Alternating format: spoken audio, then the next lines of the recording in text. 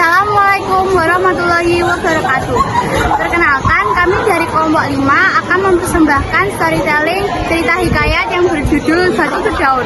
Sebelumnya, perkenalkan, nama saya Vera Senalita, absen 29.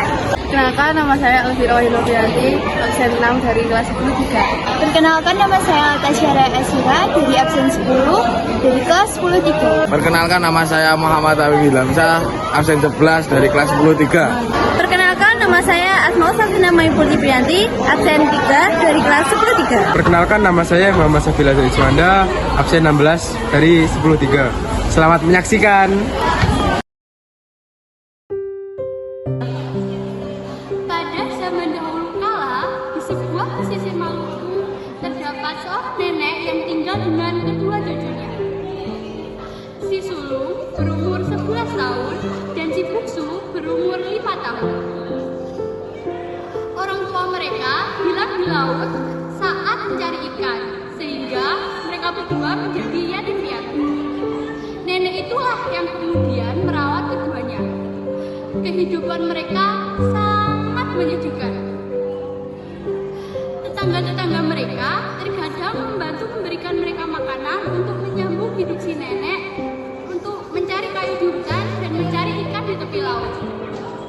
Setiap hari, ia bekerja keras dan meninggalkan kedua cucunya sampai sore menjelang malam. Tuh, nenek pergi mencari kayu bakar dulu ya. Kalian tunggu di sini. Baik, Nek. Kedua cucunya dengan sabar menunggu neneknya untuk pulang membawa makanan dan baru bisa makan saat neneknya pulang.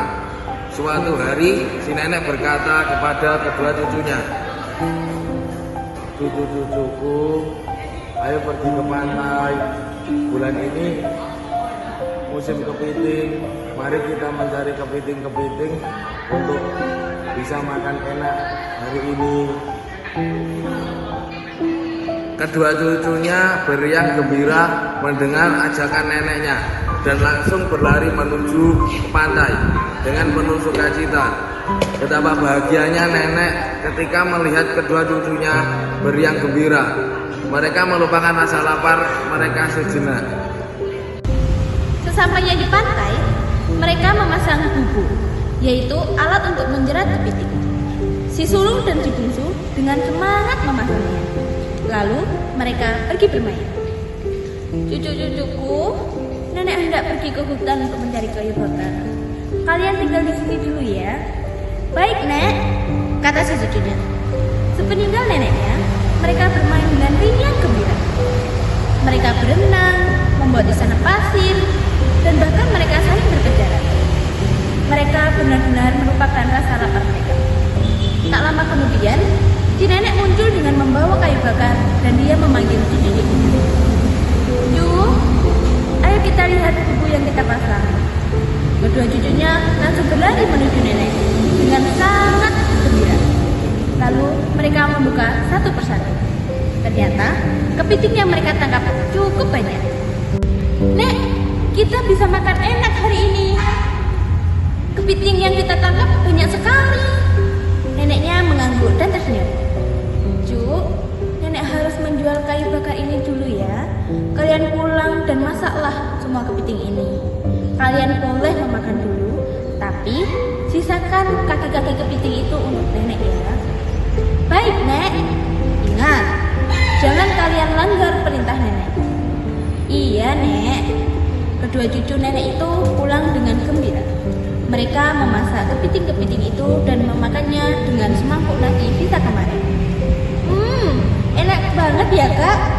Sesuai perintah neneknya, mereka tidak memakan dan menyisakan kaki-kaki kepiting itu untuk neneknya. Setelah menyantap kepiting yang telah mereka masak, mereka memutuskan untuk bermain bersama di depan rumah sambil menunggu sang nenek pulang. Setelah bermain cukup lama, si bungsu pun merasa lapar. Dan dia pun memasuki rumah dan si kakak menyusul adiknya. Dia melihat adiknya yang hendak mengambil kaki-kaki kepiting tersebut. "Adik, apa yang akan kamu lakukan?" "Kakak, aku lapar." "Jangan, kita harus menyisakan itu untuk nenek." "Tapi Kak, aku lapar sekali."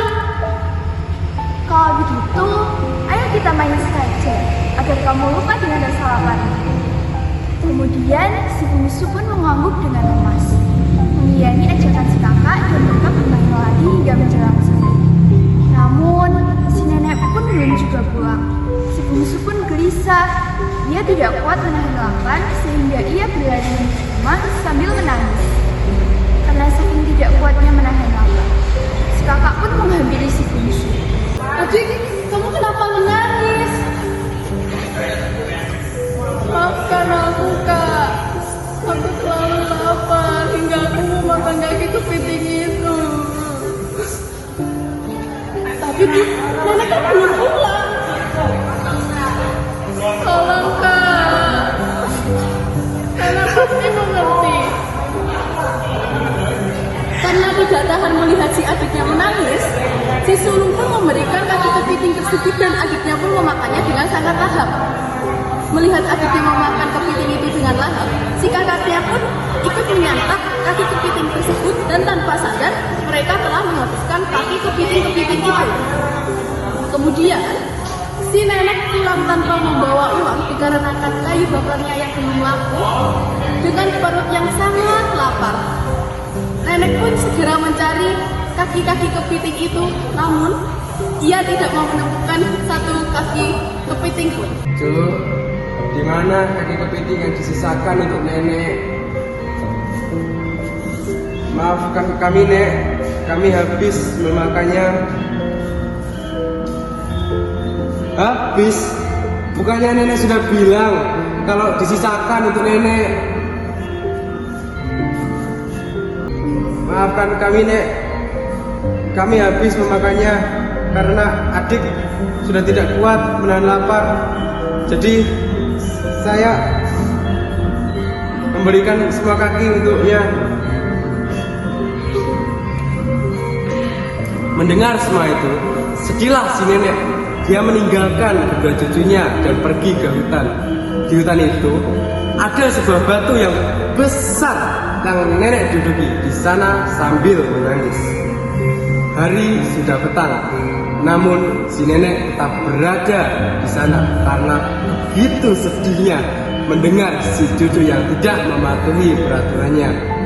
Ia pun berkata kepada batu tersebut, "Wahai batu berdaun, betapa sakit hatiku mendengar kedua cucuku tidak mau mengikuti peraturanku. Tidak ada gunanya aku hidup. Tolong, teranlah aku." Nenek, keluarkan nenekku. Nenek, tolonglah kami. Tidak ada yang akan melawan kami. Apa gunanya kami hidup? Kami ingin menyusul nenek. Mereka pun terus menangis dan meraung. Namun, batu itu tidak mendengarkan permintaannya. Sehingga mereka terus memukul-mukul batu itu. Maafkan kami. Kami sudah bersalah. Kami mohon ampun. Tolong kembalikan nenek kami. Mereka terus menangis sampai lelah. Hingga esok harinya, mereka ditemukan oleh tetangganya dan akhirnya diasuh oleh tetangga tersebut dengan baik.